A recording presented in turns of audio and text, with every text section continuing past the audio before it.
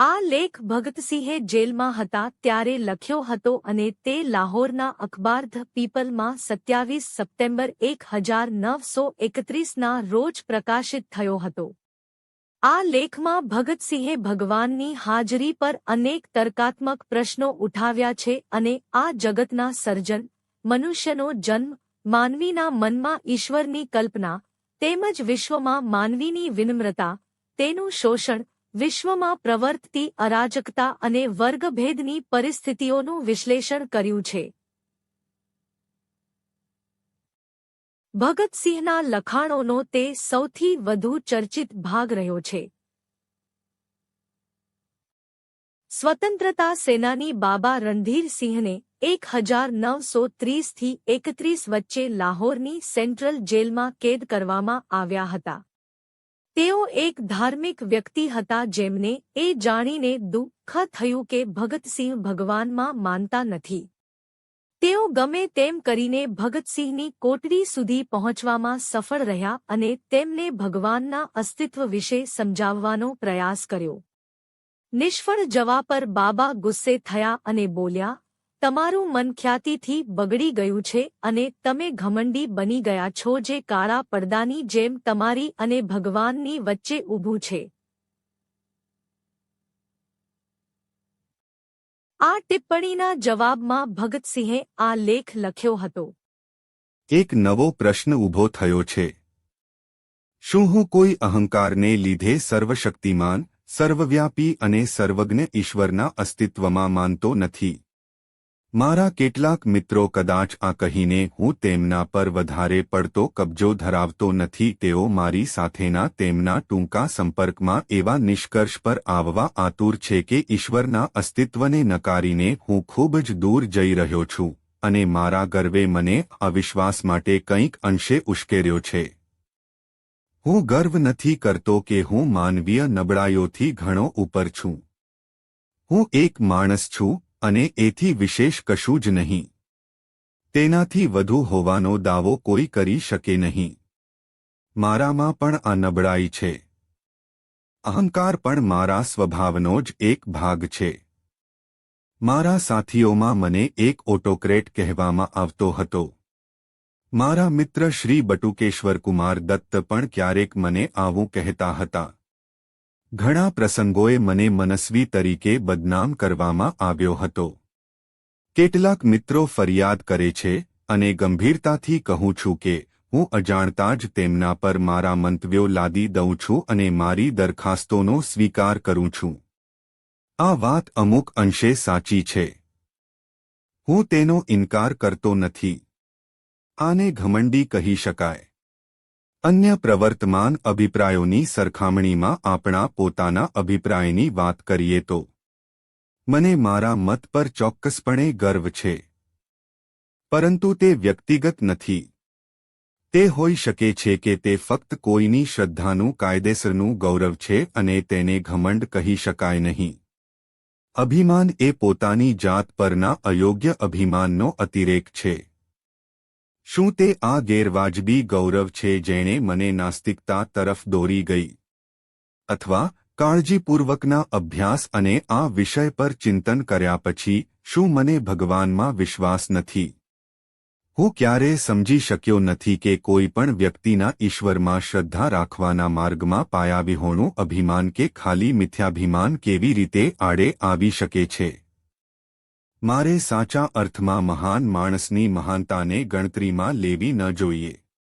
આ ત્યારે જ બની શકે જ્યારે મેં થોડી કીર્તિ પ્રાપ્ત કરી હોય જેને હું કાં તો લાયક નથી અથવા તો તેના માટે જરૂરી ગુણો મારામાં ન હોય. અત્યાર સુધી તે અર્થપૂર્ણ છે. પરંતુ જે વ્યક્તિ ભગવાનમાં વિશ્વાસ રાખે છે તે અચાનક તેના અંગત અહંકારને કારણે તેનામાં વિશ્વાસ કરવાનું બંધ કરી દે છે તે કેવી રીતે છે? માત્ર બે જ માર્ગો શક્ય છે. કાં તો માણસ પોતાની જાતને ઈશ્વરનો હરીફ માનવા માંડે છે અથવા તો તે પોતાની જાતને ઈશ્વર માનવા લાગે છે. આ બંને કિસ્સાઓમાં તે સાચા નાસ્તિક બની શકતો નથી. પ્રથમ કિસ્સામાં તે તેના હરીફના અસ્તિત્વને નકારતો નથી. બીજા તબક્કામાં પણ તે એક ચેતનાના અસ્તિત્વને ધારણ કરે છે જે પ્રકૃતિની તમામ પ્રવૃત્તિઓ પડદા પાછળથી ચલાવે છે. હું તે સર્વશક્તિમાન પરમાત્માના અસ્તિત્વને જ નકારું છું. તે ઘમંડ નથી જેણે મને નાસ્તિકતાના સિદ્ધાંતને અપનાવવા માટે પ્રેરિત કર્યો.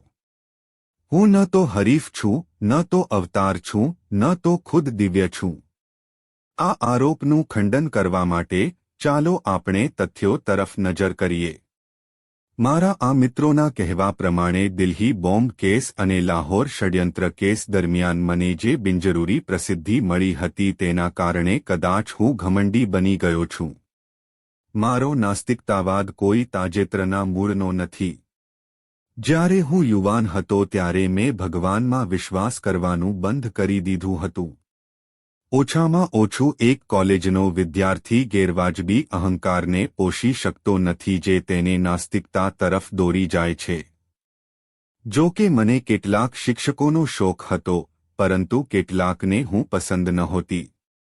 પરંતુ હું ક્યારેય ખૂબ મહેનતુ અથવા અભ્યાસુ વિદ્યાર્થી રહ્યો નથી. અહંકાર જેવી લાગણીમાં ફસાઈ જવાની કોઈ તક જ નહોતી. હું ખૂબ જ શરમાળ છોકરો હતો અને ભવિષ્ય વિશે કંઈક અંશે નિરાશાવાદી સ્વભાવનો હતો. મારા બાબા, જેમના પ્રભાવ હેઠળ હું મોટો થયો છું, તે એક રૂઢિચુસ્ત આર્ય સમાજી છે. આર્ય સમાજ એ નાસ્તિક સિવાય બીજું કશું જ નથી. પ્રાથમિક શિક્ષણ પૂરું કર્યા પછી હું લાહોરની D1V સ્કૂલમાં જોડાયો અને તેની હોસ્ટેલમાં આખું વર્ષ રહ્યો. ત્યાં હું સવાર સાંજની પ્રાર્થના ઉપરાંત કલાકો સુધી ગાયત્રી મંત્રનો જાપ કરતો હતો. હું તે દિવસોમાં સંપૂર્ણ ભક્ત હતો. બાદમાં હું મારા પિતા સાથે રહેવા લાગી. જ્યાં સુધી ધાર્મિક રૂઢિચુસ્તતાની વાત છે, તે ઉદારવાદી છે. તેમના ઉપદેશોએ મને સ્વતંત્રતાના હેતુ માટે મારું જીવન સમર્પિત કરવાની પ્રેરણા આપી. પણ તેઓ નાસ્તિક નથી. તેમને ભગવાન પર દ્રઢ વિશ્વાસ હોય છે. તેમણે મને દરરોજ પ્રાર્થના કરવા માટે પ્રોત્સાહિત કર્યો. આ રીતે જ મારો ઉછેર થયો. અસહકારની ચળવળના દિવસો દરમિયાન તેઓ નેશનલ કોલેજમાં જોડાયા હતા. અહીંથી જ મેં બધી જ ધાર્મિક સમસ્યાઓ વિશે, ઈશ્વરના અસ્તિત્વ વિશે પણ ઉદારતાથી વિચારવાનું અને તેની ટીકા કરવાનું શરૂ કર્યું. પણ હું તો હજી પણ દૃઢપણે આસ્તિક હતો. ત્યાં સુધીમાં મારા લાંબા વાળ હતા. જો કે શીખ ધર્મ અથવા અન્ય ધર્મોની પૌરાણિક કથાઓ અને સિદ્ધાંતોમાં હું ક્યારેય વિશ્વાસ કરી શક્યો ન હતો. પણ મને ઈશ્વરના અસ્તિત્વમાં દૃઢ શ્રદ્ધા હતી. પાછળથી હું રિવોલ્યુશનરી પાર્ટીમાં જોડાયો. હું ત્યાં જે પ્રથમ આગેવાનના સંપર્કમાં આવ્યો તે ઈશ્વરના અસ્તિત્વને નકારવાની હિંમત કરી શક્યો નહીં, જો કે તેઓ તેમાં માનતા ન હતા. જ્યારે હું જિદ્દી રીતે ઈશ્વર વિશે પૂછતો ત્યારે તેઓ કહેતા, જ્યારે તમે ઈચ્છો ત્યારે પૂજા કરો. આ નાસ્તિકતા છે, જેમાં હિંમતનો અભાવ છે. બીજા નેતા કે જેમની સાથે હું આદરણીય કોમરેડ સચિન્દ્રનાથ સાન્યાલના સંપર્કમાં આવ્યો હતો, જેઓ એક કટ્ટર ભક્ત હતા, તેઓ હવે કાકોરી ષડયંત્ર કેસના સંબંધમાં આજીવન કેદની સજા ભોગવી રહ્યા છે. તેમનું પુસ્તક કેપ્ટિવ લાઇફ તે ઈશ્વરના મહિમાનું એક જોરદાર ગીત છે.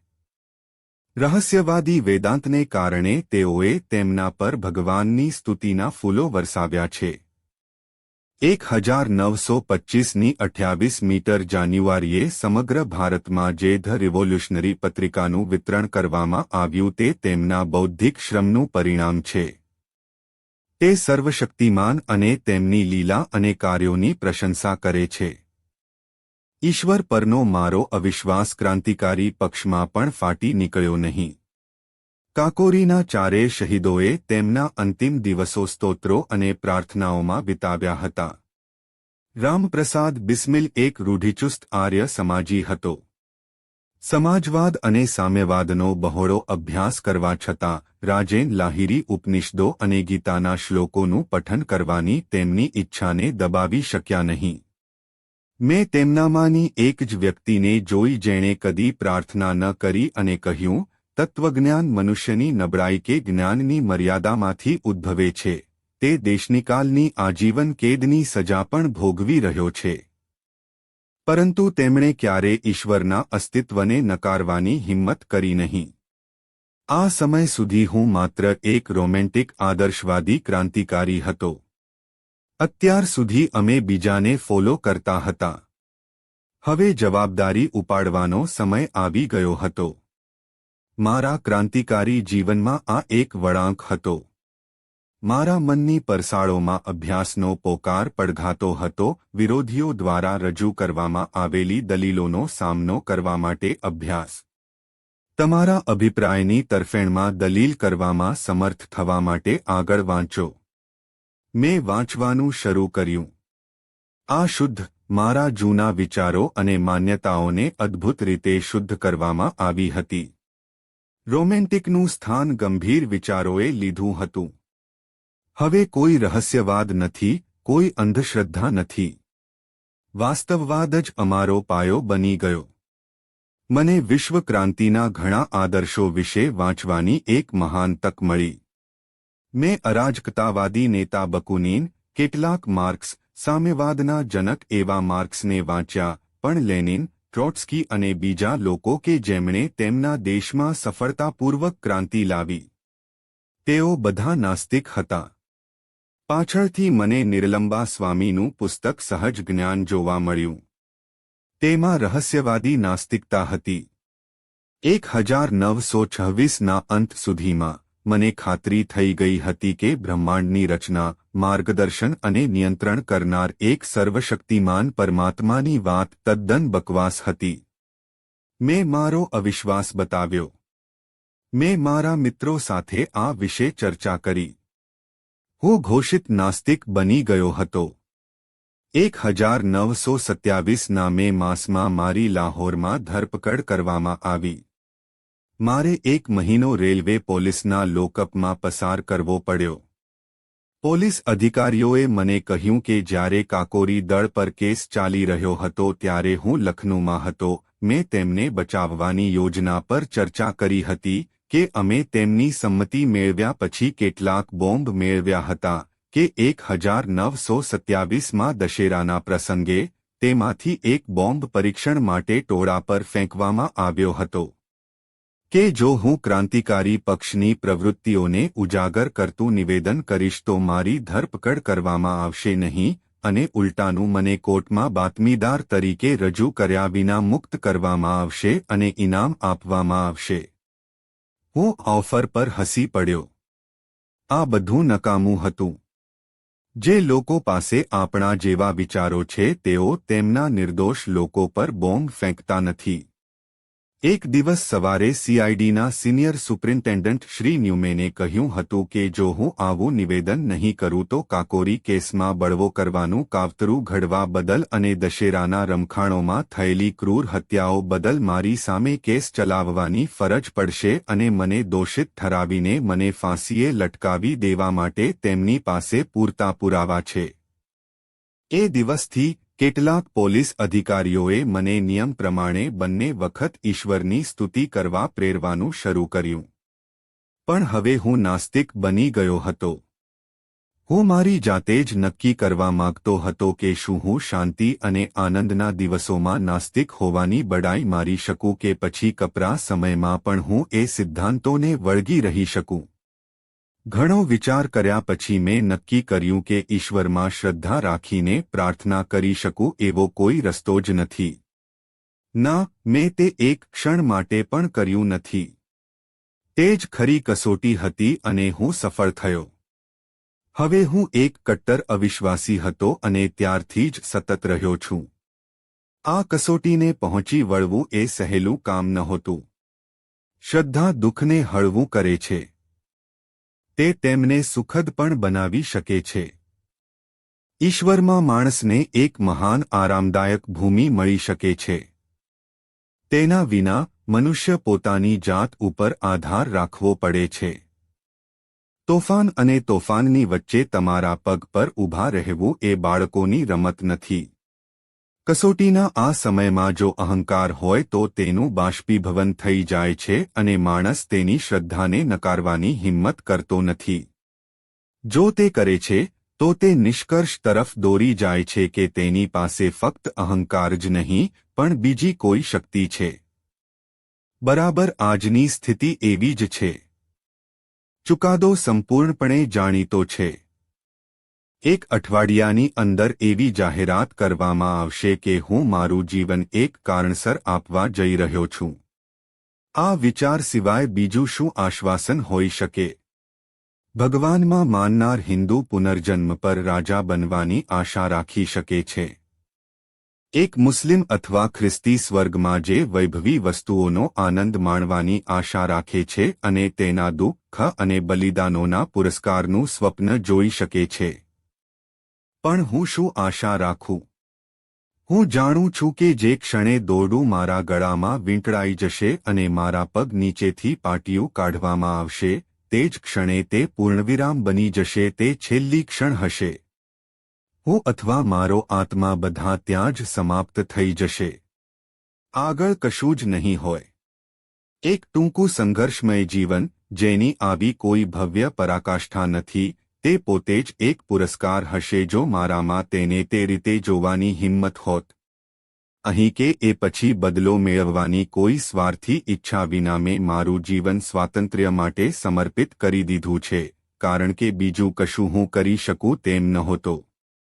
જે દિવસે આપણને આ વલણના ઘણા સ્ત્રી પુરુષો મળે છે જે પુરુષની સેવા અને પીડિત માનવતાની મુક્તિ સિવાય અન્ય કોઈ પણ બાબતમાં પોતાનું જીવન સમર્પિત કરી શકતા નથી, તે દિવસ છે જ્યારે મોક્ષની યુગની શરૂઆત થશે. તેઓ શોષકો, દમનકારો અને અત્યાચારીઓને પડકારવા માટે પ્રોત્સાહિત થશે. એટલા માટે નહીં કે તે રાજા બનવા માંગે છે અથવા અહીં અથવા પછીના જન્મમાં અથવા મૃત્યુ પછી સ્વર્ગમાં કોઈ અન્ય પુરસ્કાર મેળવવા માંગે છે. માનવતાના ગળામાંથી ગુલામીની ધૂંસરીને ફેંકી દેવા અને મુક્તિ અને શાંતિ સ્થાપિત કરવા માટે તેઓએ આ માર્ગ અપનાવવો જ જોઈએ.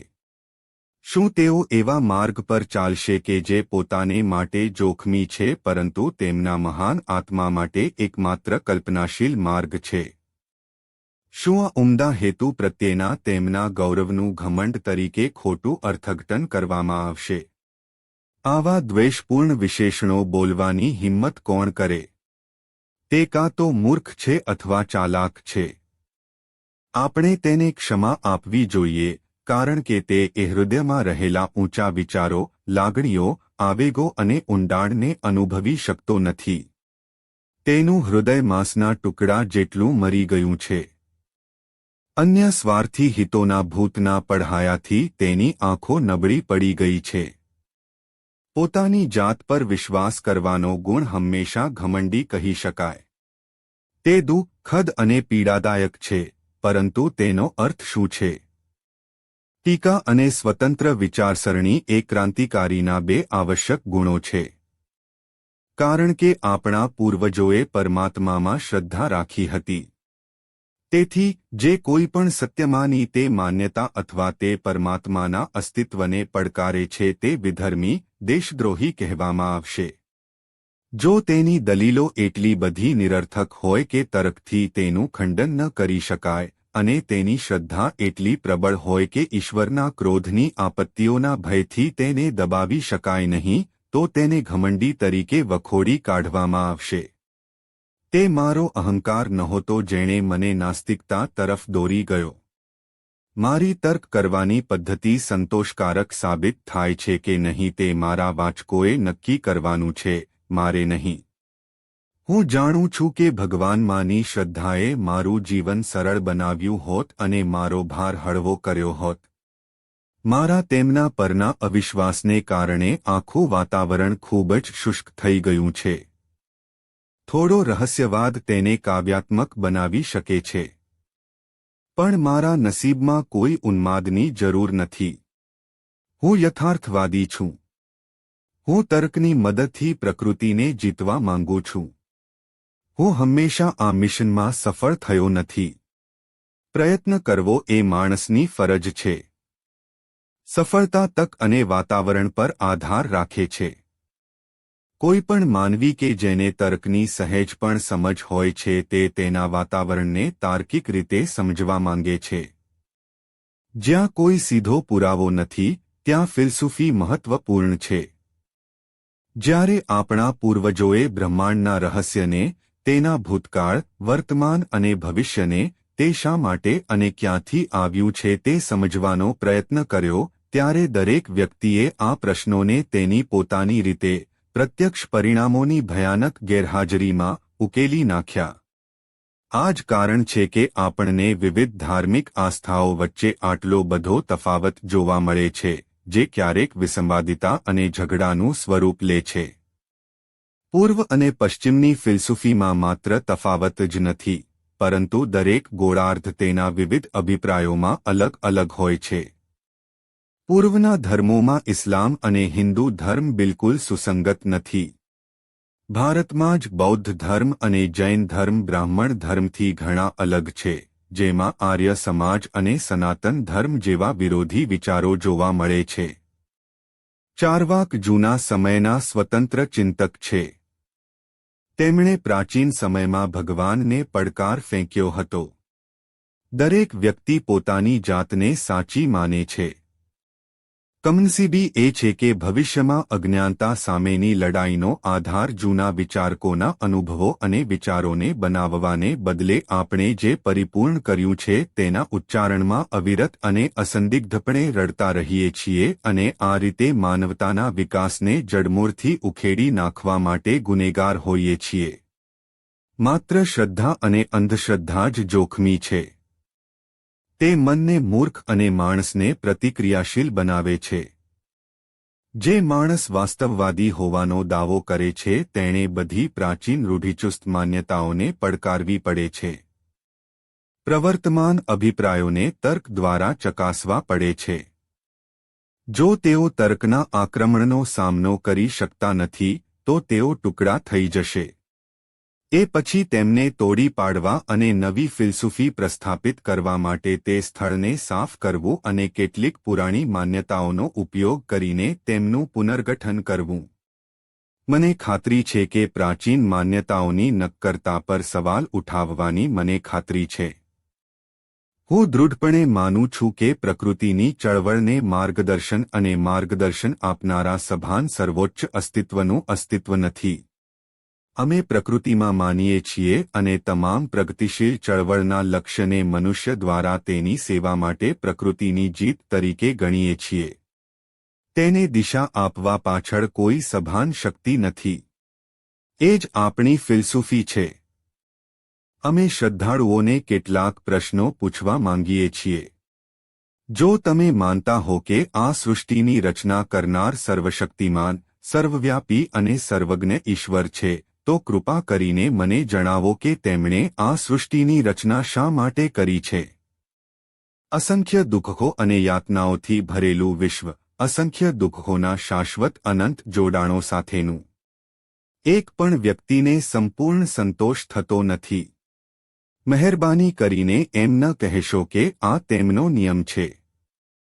જો તે નિયમથી બંધાયેલો હોય તો તે સર્વશક્તિમાન નથી.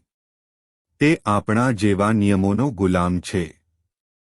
મહેરબાની કરીને એમ પણ ન કહેશો કે આ તેનું મનોરંજન છે. નીરોએ હમણાં જ રોમ પ્રગટાવ્યું હતું. તેણે ખૂબ જ ઓછી સંખ્યામાં લોકોને મારી નાખ્યા. તેણે પોતાના સંપૂર્ણ મનોરંજન માટે ખૂબ જ ઓછું દુઃખ પેદા કર્યું. અને ઇતિહાસમાં તેનું સ્થાન શું છે? ઇતિહાસકારો તેમને કયા નામથી બોલાવે છે? તેના પર તમામ ઝેરી વિશેષણો વરસાવવામાં આવે છે. આ પૃષ્ઠોને ઠપકાના વાક્યો સાથે કાળા કરવામાં આવે છે. નીરો એક નિર્દય, ક્રૂર, દુષ્ટ માણસ છે. એક ચંગેઝ ખાને તેના આનંદ માટે કેટલાક હજાર લોકોના જીવ લીધા અને આજે આપણે તેના નામને ધિક્કારીએ છીએ.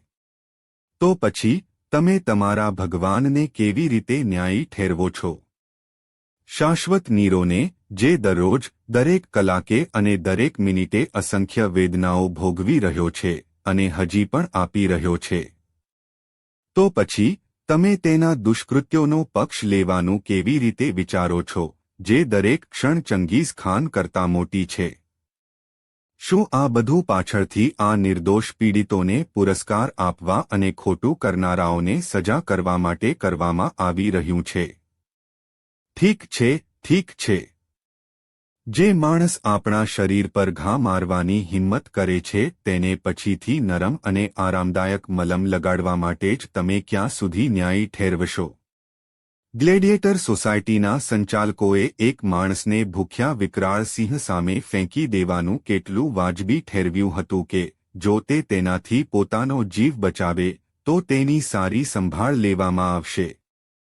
તેથી હું પૂછું છું કે શા માટે તે સભાન પરમાત્માએ આ વિશ્વ અને તેમાં માનવીઓનું નિર્માણ કર્યું? આનંદ લૂંટવા માટે? તેની અને નીરો વચ્ચે શું તફાવત છે? તમે મુસ્લિમો અને ખ્રિસ્તીઓ, તમે પૂર્વજન્મોમાં માનતા નથી. તમે એવી દલીલ ન કરી શકો જેમ કે હિન્દુઓ કરે છે કે દેખીતી રીતે નિર્દોષ લોકોની વેદનાઓ તેમના ભૂતકાળના કર્મોનું પરિણામ છે. હું તમને પૂછું છું કે સર્વશક્તિમાને શબ્દ દ્વારા જગતના સર્જન માટે 6 દિવસ સુધી શા માટે પરિશ્રમ કર્યો? અને શા માટે તે દરરોજ કહે છે કે બધું બરાબર છે? આજે જ તેને બોલાવો. તેને ભૂતકાળનો ઇતિહાસ બતાવો. આજે તેને પરિસ્થિતિનો અભ્યાસ કરવા દો. અમે જોઈશું કે શું તે કહેવાની હિંમત કરે છે કે તે બરાબર છે. કારાવાસની કોટડીથી માંડીને ઝૂંપડપટ્ટી સુધી, ભૂખે મરતા લાખો માનવીઓથી માંડીને શોષિત કામદારો કે જેઓ મૂડીવાદી પિશાચના લોહી ચૂસવાના કૃત્યને ધીરજપૂર્વક નિહાળી રહ્યા છે અને માનવશક્તિનો બગાડ જે કોઈ પણ વ્યક્તિને સહેજ પણ સહજ વૃત્તિ હોય તેને ભયથી કંપાવી મૂકે છે.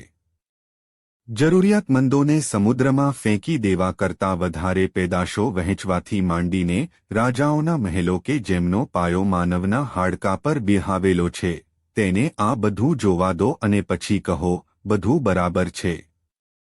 શા માટે અને ક્યાંથી? એ મારો પ્રશ્ન છે. તમે મૌન છો.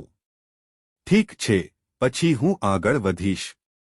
અને તમે હિન્દુઓ, તમે કહો છો કે જેઓ આજે સહન કરી રહ્યા છે તેઓ તેમના પૂર્વજન્મના પાપી છે અને આજના જુલમ કરનારાઓ તેમના પૂર્વજન્મમાં ઋષિમુનિઓ હતા, તેથી તેઓ સત્તાનો આનંદ માણી રહ્યા છે.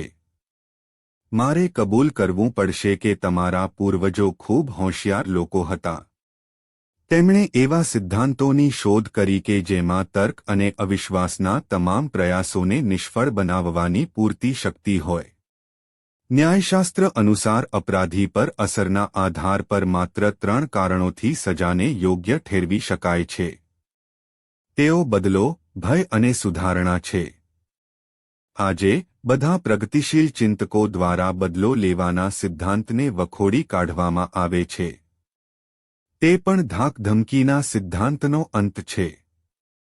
સુધારણાનો સિદ્ધાંત માનવતાની પ્રગતિ માટે માત્ર જરૂરી અને અનિવાર્ય છે. તેનો હેતુ ગુનેગારને એક લાયક અને શાંતિપ્રિય નાગરિક તરીકે સમાજમાં પાછો લાવવાનો છે. પણ માણસોને આપણે ગુનેગાર ગણીએ તો પણ ઈશ્વરે તેમને જે સજા કરી છે તેનું સ્વરૂપ કેવું છે? તમે કહો છો કે તે તેમને ગાય, બિલાડીઓ, વૃક્ષો, જડીબુટ્ટીઓ અથવા પ્રાણીઓ બનાવીને બનાવે છે. તમે આવી 8.4 મિલિયન સજાઓ ગણો છો. હું પૂછું છું કે સુધારક તરીકે માનવી પર તેની શી અસર પડે છે? તમે એવા કેટલા લોકોને મળ્યા છો કે જેઓ કહે છે કે તેઓ પૂર્વજન્મમાં કોઈ પાપને કારણે ગધેડા તરીકે જન્મ્યા હતા? એક પણ નહીં. તમારા પુરાણોમાંથી દૃષ્ટાંતો ન આપો. તમારી પૌરાણિક કથાઓ માટે મારી પાસે કોઈ સ્થાન નથી. અને પછી શું તમે જાણો છો કે આ વિશ્વનું સૌથી મોટું પાપ ગરીબ હોવું છે? ગરીબી એક અભિશાપ છે.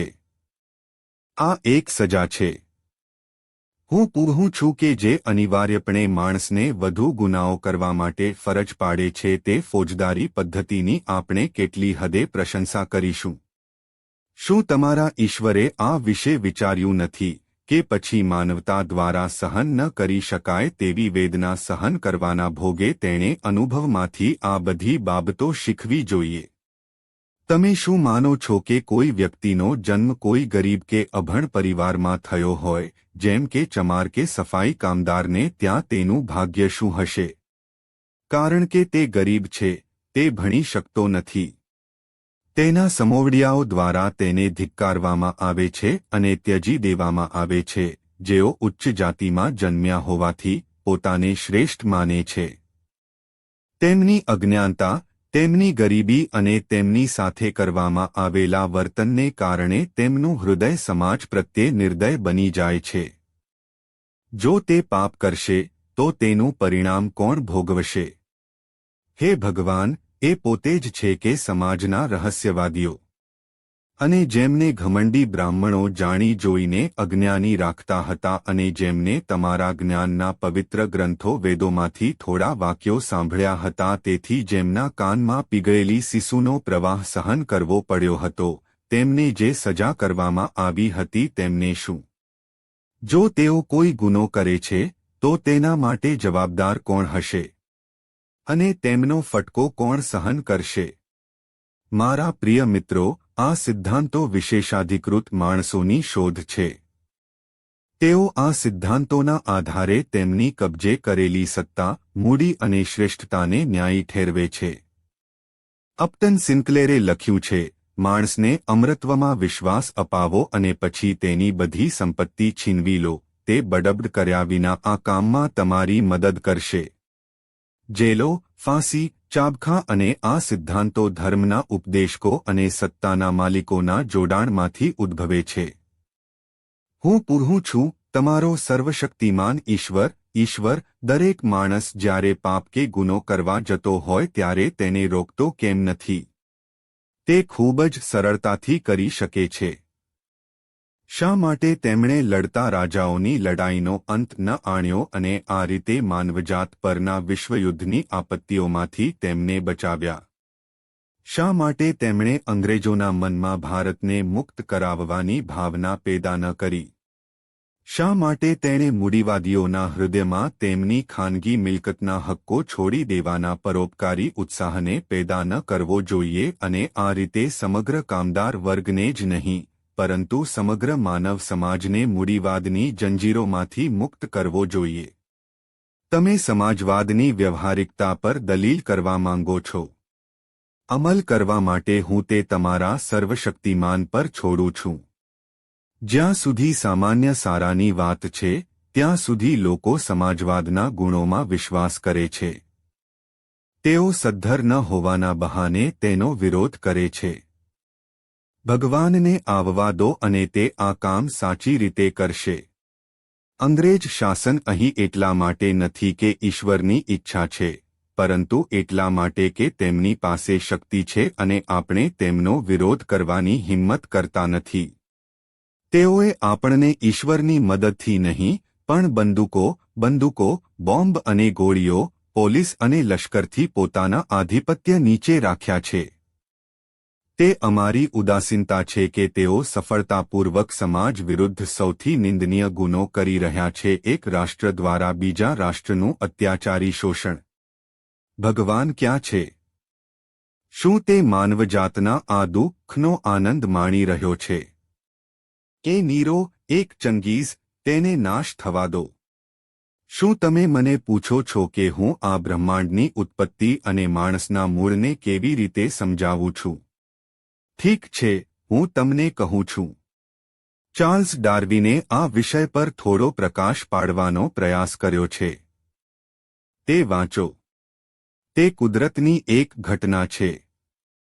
જુદા જુદા પદાર્થોના આકસ્મિક મિશ્રણથી નેબ્યુલા આકારમાં પૃથ્વીનું નિર્માણ થયું હતું. ક્યારે? ઇતિહાસ જુઓ. આ તે પ્રકારની ઘટના છે જેણે પ્રાણીઓને જન્મ આપ્યો અને લાંબા સમય સુધી માણસોને. ડાર્વિનનું ધ ઓરિજિન ઓફ ઓર્ગેનિઝમ્સ વાંચ્યું. અને એ પછી તમામ વિકાસ કુદરત પ્રત્યેના મનુષ્યના સતત વિરોધ તથા કુદરતને જીતવાના તેના પ્રયાસ દ્વારા થયો. આ કદાચ આ ઘટનાની સૌથી સૂક્ષ્મ સમજૂતી છે.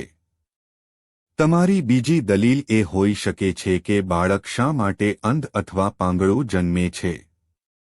શું પૂર્વજન્મમાં તેના કર્મોનું આ ફળ નથી? જીવવિજ્ઞાનીઓએ આ સમસ્યાનો વૈજ્ઞાનિક ઉકેલ શોધી કાઢ્યો છે.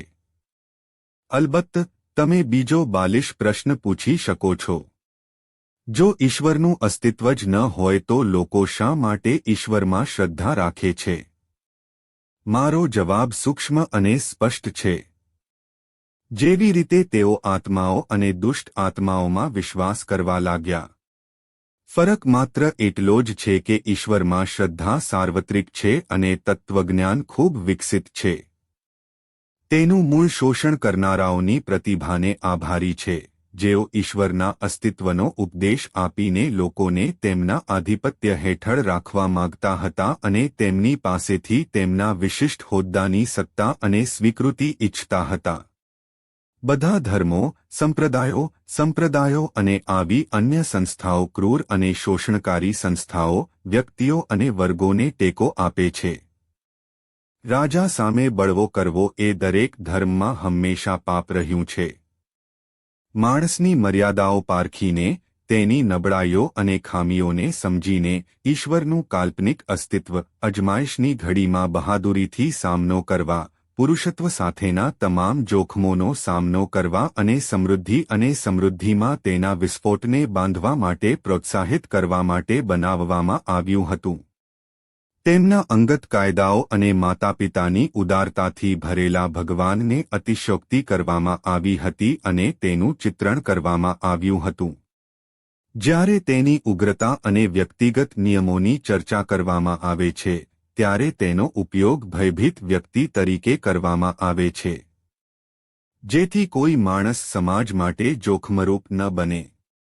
જ્યારે તેના માતાપિતાના ગુણો સમજાવવામાં આવે છે, ત્યારે તેનો ઉપયોગ પિતા, માતા, ભાઈ, બહેન, મિત્ર અને સહાયક તરીકે થાય છે.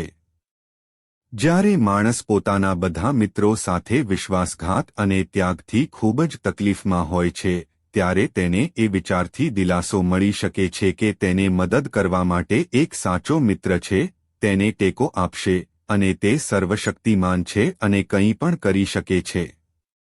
હકીકતમાં, આદિકાળમાં તે સમાજને ઉપયોગી હતું. ઈશ્વરનો વિચાર પીડાથી પીડાતા માણસને ઉપયોગી છે. સમાજે આ માન્યતા સામે લડવું પડશે. જ્યારે કોઈ માણસ પોતાના પગ પર ઊભા રહીને વાસ્તવવાદી બનવાનો પ્રયત્ન કરે છે, ત્યારે તેણે શ્રદ્ધાને બાજુએ મૂકી દેવી જોઈએ અને સંજોગો તેને નીચે ફેંકી દે તેવી બધી વેદનાઓ અને મુશ્કેલીઓનો સામનો પુરુષાર્થથી કરવો જોઈએ. આજે મારી એ જ સ્થિતિ છે. તે મારો અહંકાર નથી, મારા મિત્ર. તે મારી વિચારસરણી છે જેણે મને નાસ્તિક બનાવ્યો છે. હું ઈશ્વરમાં શ્રદ્ધા અને દૈનિક પ્રાર્થનાને માનવી માટે સૌથી વધુ સ્વાર્થી અને અધઃપતન પામેલી વસ્તુ માનું છું. મેં નાસ્તિકો વિશે વાંચ્યું છે જેમણે બહાદુરીથી બધી મુશ્કેલીઓનો સામનો કર્યો હતો. તેથી હું ફાંસીની અંતિમ ક્ષણ સુધી માથું ઊંચું રાખીને માણસની જેમ ઊભો રહેવા માંગુ છું. આપણે એ જોવું પડશે કે હું તે કેવી રીતે કરી શકું છું. મારા એક મિત્રએ મને પ્રાર્થના કરવાનું કહ્યું. જ્યારે મેં તેમને કહ્યું કે તેઓ નાસ્તિક છે, ત્યારે તેમણે કહ્યું, તમારા છેલ્લા દિવસોમાં તમે વિશ્વાસ કરવાનું શરૂ કરશો. મેં કહ્યું, ના, મારા વહાલા મિત્ર, એવું નહીં બને. હું તેને મારા માટે અપમાનજનક અને ભ્રષ્ટ માનું છું. હું સ્વાર્થી કારણોસર પ્રાર્થના નહીં કરું. વાચકો અને મિત્રો, શું અહંકાર છે? જો એમ હોય તો હું તેનો સ્વીકાર કરું છું.